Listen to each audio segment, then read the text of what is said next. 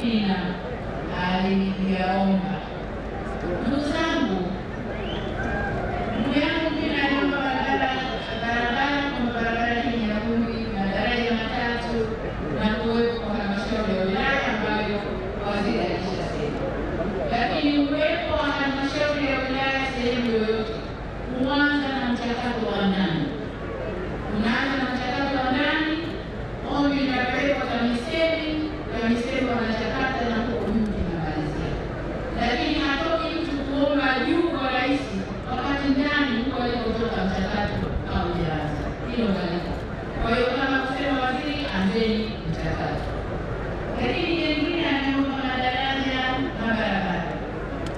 Ndugu zangu, maombi kama haya leo huyu aliwasilisha bungeni na mawaziri wakatekeleza maombi yake. Sasa maombi haya kuyaleta hapa kwenye mkutano kwa rais ni kujitafutia umaarufu na kuthibitisha kwamba mbunge hakulifanyia haki jimbo lake. Angesema bungeni kazi hii imefanyika, lakini inaonyesha mbunge hakulifanyia haki jimbo lake.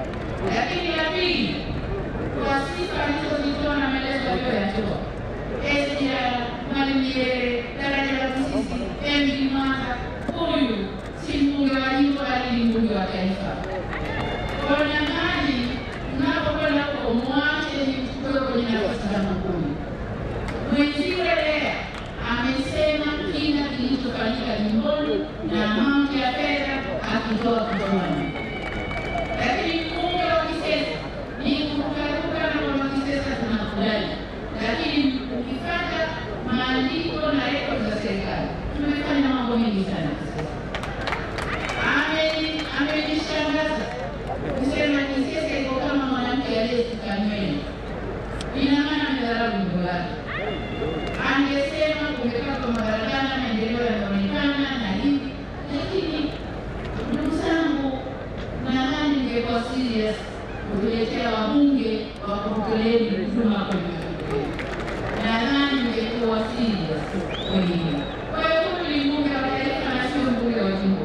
Sasa tunapoongea chochote cha jimbo lake, barabara za kusuka nywele ndizo walitamka. Uhamisho wa jengo hatua tumeanza kuzichukua na mambo haya ni hatua kwa hatua.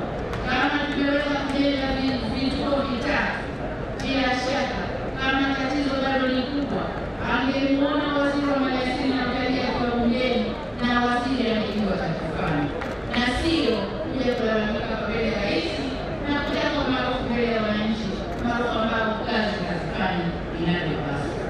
Kesi wafanya mahakamani, anajua kesi kwa wizarani inashughulikiwa, lakini anataka iseme hapa ili wananchi wake wasikie. Ndugu zangu, huyu ni mbunge wa kitaifa na sio mbunge wa jimbo.